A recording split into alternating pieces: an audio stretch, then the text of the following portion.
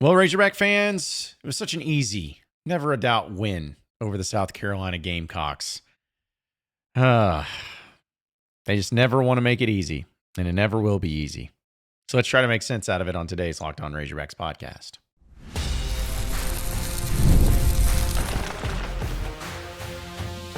You are Locked On Razorbacks, your daily podcast on the Arkansas Razorbacks, part of the Locked On Podcast Network, your team every day.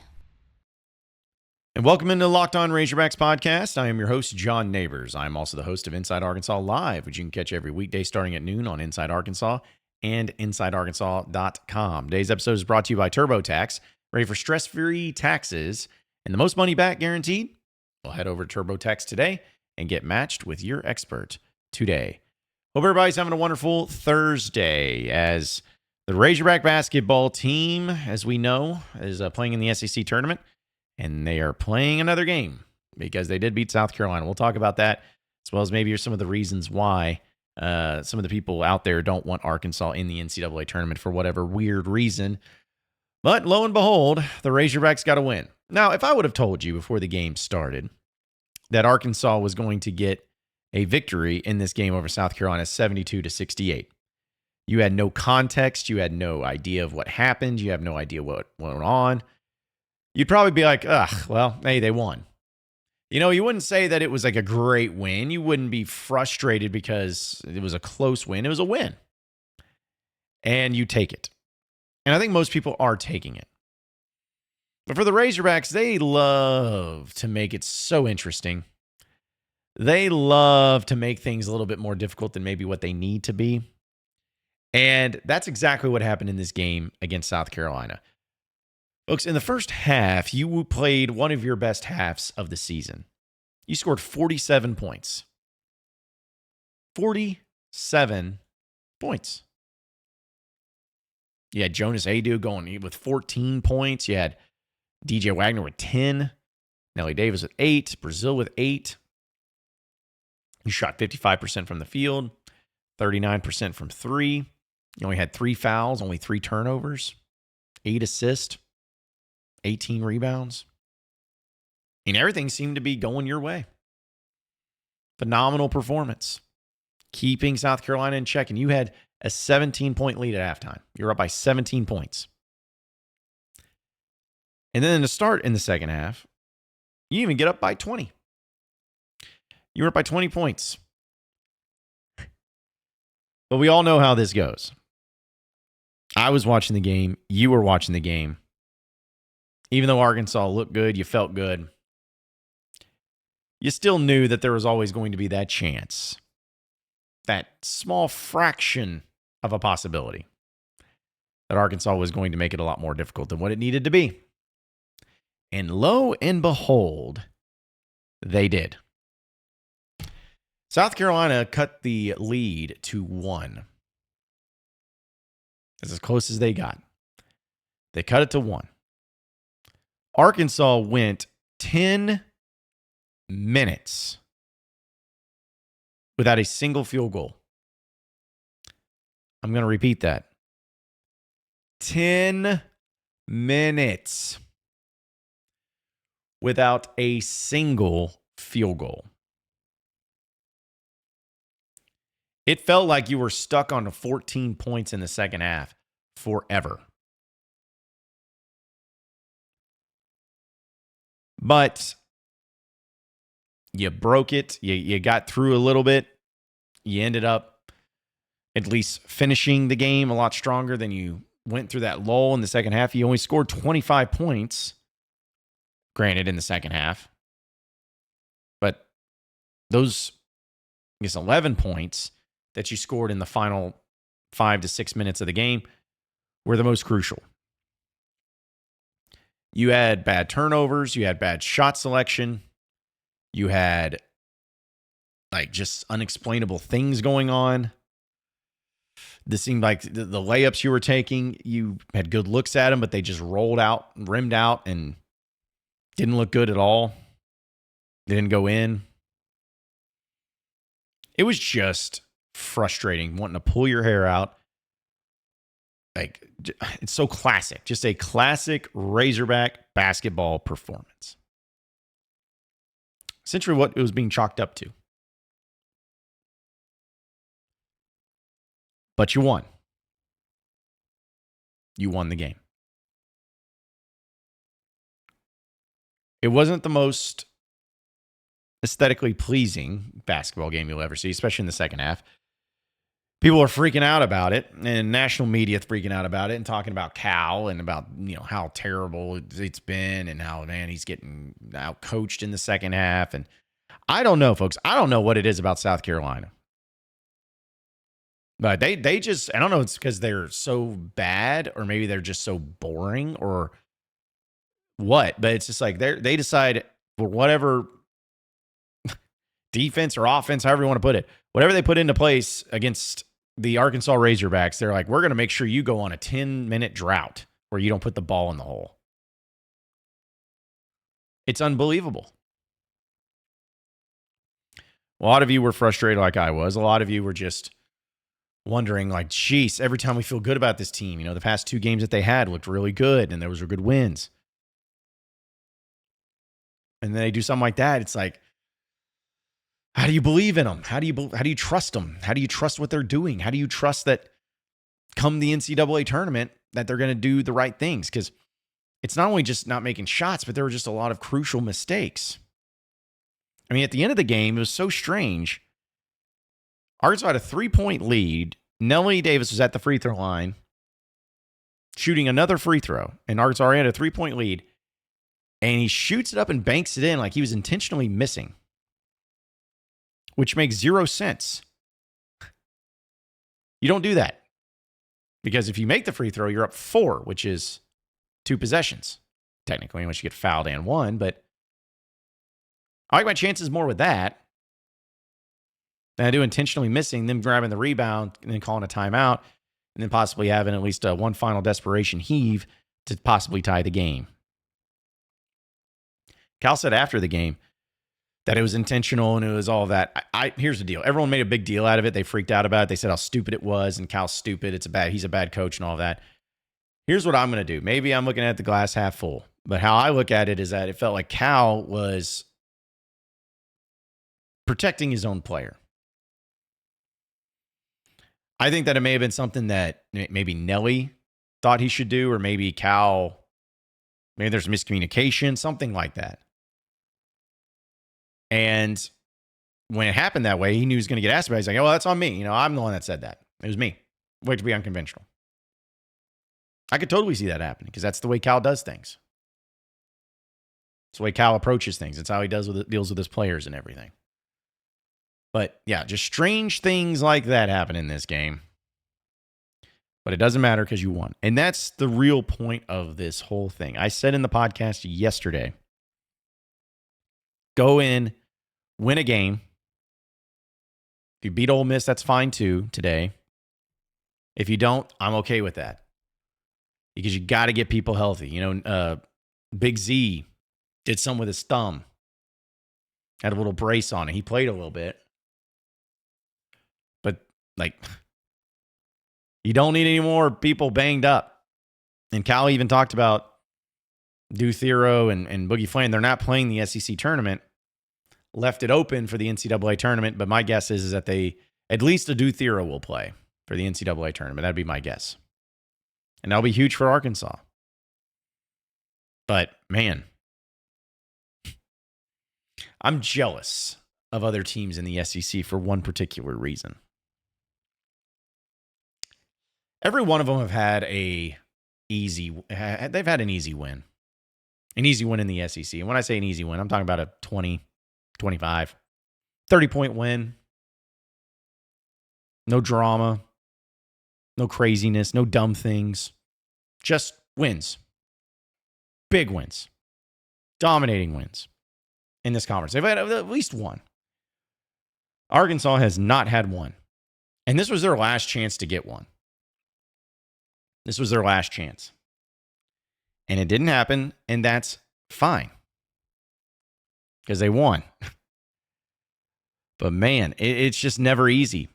And those of you who are saying, "Oh man, I don't know how I can handle this team going on a run in the tournament, or if they do go on a run, it's gonna be heart attack." It's like, do you not remember literally like every game that Arkansas with under Muss was in the NCAA tournament? Every single one of those games was down to the wire. Every one of them. I think maybe Colgate was the only one, the very first tournament game that Arkansas won by 20 or so on. But every single one of the other ones were close, down to the wire, tough matchups. It's going to be like this. That's just the way it is. So, as John Rothstein says, take your nitroglycerin pills, get ready for it. We'll see what Arkansas does against Ole Miss today. If they win, great. If they don't, that's fine. But it seems that Arkansas has made it into the NCAA tournament for sure. Seems that way. But there's still a lot of people that are very suspect on putting Arkansas in, even after that win. Why? To me, it's a simple answer. We'll talk about that on the other side of the break. So stay with us here on the Locked On Razorbacks podcast.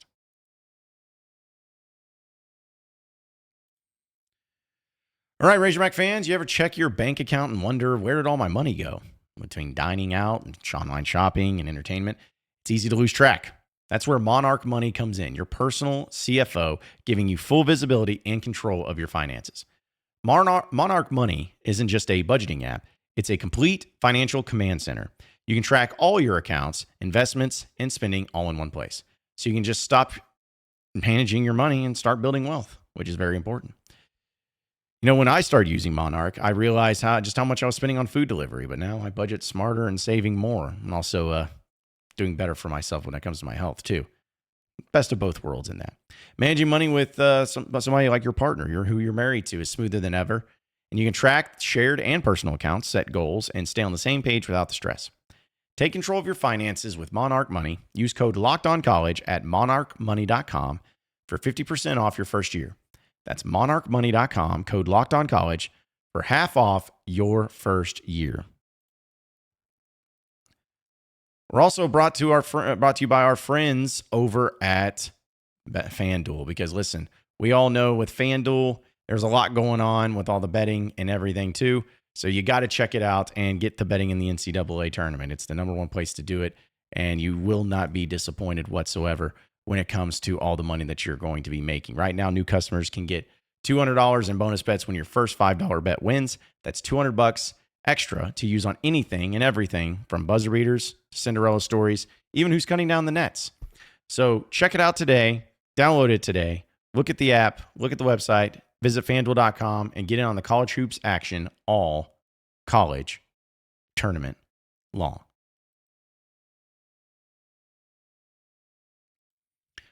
All right, so moving on into the next segment of the Locked On Razorbacks podcast.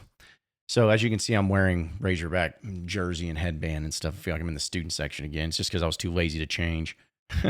But I'm in basketball mode. I'm in the tournament mode, just like every one of you, getting ready for the postseason and whatnot. And, I get how people view Cal. You know, I've said that Arkansas has had the benefit of the doubt, and now they have a benefit because of John Calipari. If they want Cal in the tournament, they want Cal to be in it.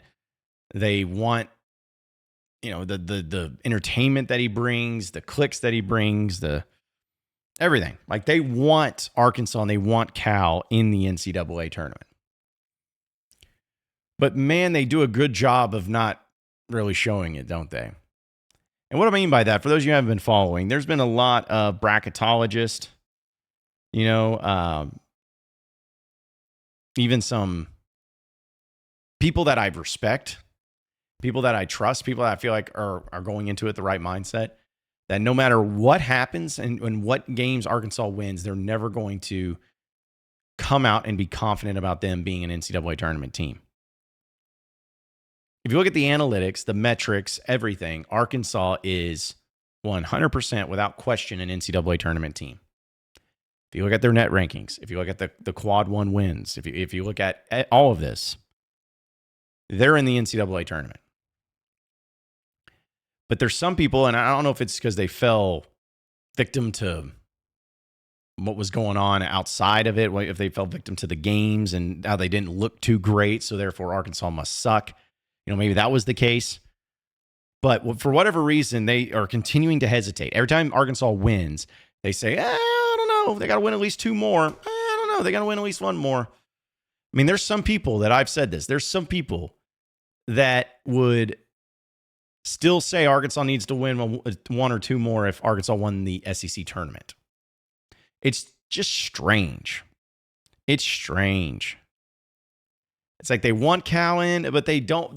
I feel like they want to box Arkansas and Cal into this little spot where if they lose a bad game or have a bad loss or whatever, they're still fine. But if they win a game, we don't know just yet.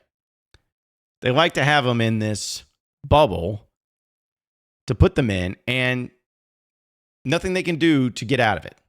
They want them right there.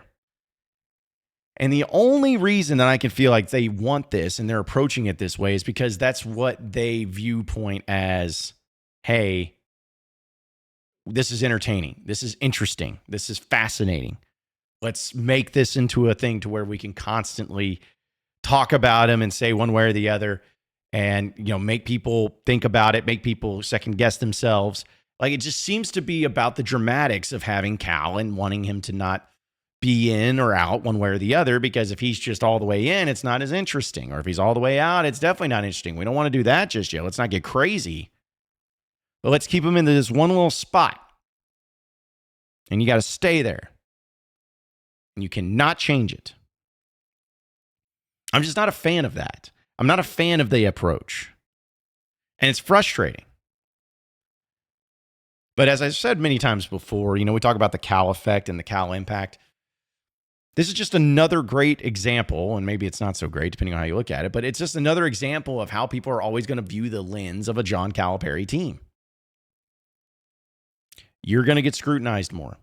You're under a magnifying glass. People are going to try to push you into whatever narrative they want it to fit to that they feel like gets more interaction with people. The Jeff Goodmans of the world and all that. Like, that's what they want. And I always kind of felt like that was going to be the case. I felt like that was a pretty obvious thing if that was going to happen. But to see it in real time the way that we have and to see it transpire the way that we have, it's obnoxious. It's almost like you against the world mentality. Who would have ever guessed that with John Calipari as your head coach? So maybe that's why it's working out. He said that great line of, some people put us in the coffin, but they forgot the nails. Which is a great line. And I think there's some truth to that. Because there were a lot of people that did that. And then when they didn't stay down and die, they get a little frustrated by it because then it makes them look wrong. And they don't want to be wrong. None of us want to be wrong, but it makes them look very, very wrong. And that's a problem for them. So it's ego, it's personal, it's unhealthy, and it's just strange. But we got to deal with it. We got to deal with it. Arkansas is in the NCAA tournament, folks. I don't care what anybody says. I don't care what anybody does. Don't listen to anybody else. If somebody's like, I don't know. No. The Arkansas Razorback basketball team is in the NCAA tournament, regardless of what happens today against Ole Miss. Plain and simple. It's all going to be okay. Take that to the grave. What is that?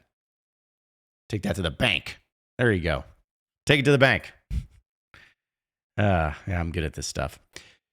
Really sad news, though, that happened with a former Razorback great that we'll have to discuss here on the other side of the break. So stay with us here on the Locked On Razorbacks podcast.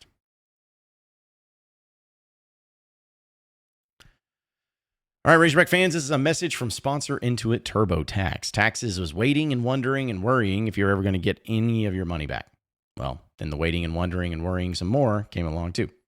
Now, Taxes is matching with TurboTax, who can do your taxes as soon as today. An expert who gives your taxes their undivided attention as they work on your return while you get real-time updates on their progress so you can focus on your day.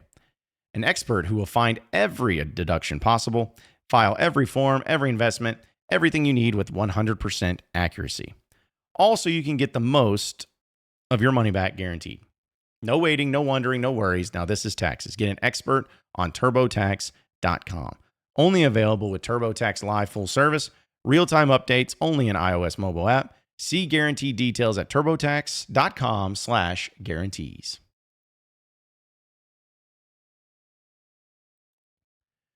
All right, so final segment here on the Locked On Razorbacks podcast. Again, I got some sad news, and a lot of you have probably heard about this, that former Razorback great Oliver Miller, the Big O, passed away at the age of 54.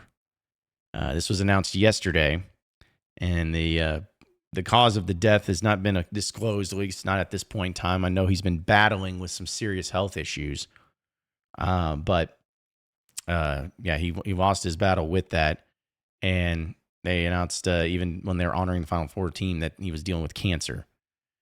And so, it was something that, for those of you who were at that game for the 1990 team, it was really cool, and everybody did the O symbol, and it was on video, and even that was one of Oliver Miller's last tweets was about that video and how much it meant to him. So, he was an awesome player. He was 6'9", 280 pounds. He got over 300 pounds in his NBA career, but he averaged 12.2 points a game, 6.5 rebounds in 4 seasons. And of course, they went to the Final Four. He even earned Southwest Conference Player of the Year in 1991. Now, a lot of you listening to this may remember Oliver Miller. Remember him playing in the way that he played. And some of you may not. I'll be honest, I was, I guess if that was the case, him playing from to 92, I was 4 by the time I graduated. So I can't sit here and say that I knew Oliver Miller or that I knew how great he was, other than just watching highlights and everything. But just like in every embodiment of a Razorback, you can see the impact that they have when you see the impact across the country and across the Razorback nation. Oliver Miller was a very beloved Razorback, and a very unique Razorback, not only because of his personality and his heart and his accolades, but the Big O, he was big. He was 280 pounds. But if you ever saw him, man, how long his arms were and how massive his hands were, and the way that he was able to pass using that was what made him, it wasn't just like, oh, he's just some big dude. No, the dude had incredible abilities as a basketball player. And, he was just a guy who, blocked Shaq when Arkansas and LSU played each other in 1992. He was just a really good player, and somebody that people will always remember as being a part of that 1990 Final Four team. And also somebody that just loved the Razorbacks, loved Coach Richardson, and is a Hall of Famer in the Southwest Conference. Drafted in the first round, played, I think, 9 seasons in the NBA. Everybody knows about Big O. Love Big O. Nothing but great things to say about Big O. It was just really sad to see his passing. So rest in peace, Big Oliver Miller, because you are one of the all-time greats in Razorback history, and you'll always be remembered for it as such. Appreciate everybody listening and watching in to the Locked On Razorbacks podcast. Be sure to like and subscribe to the podcast on iTunes or on Google Play. You can also get after me on Twitter at John Nabors Show for any questions, comments, concerns that you may have, and we'll keep it going from there. Same podcast time, same podcast channel tomorrow afternoon. Have a great rest of your day, everybody. We'll see you then.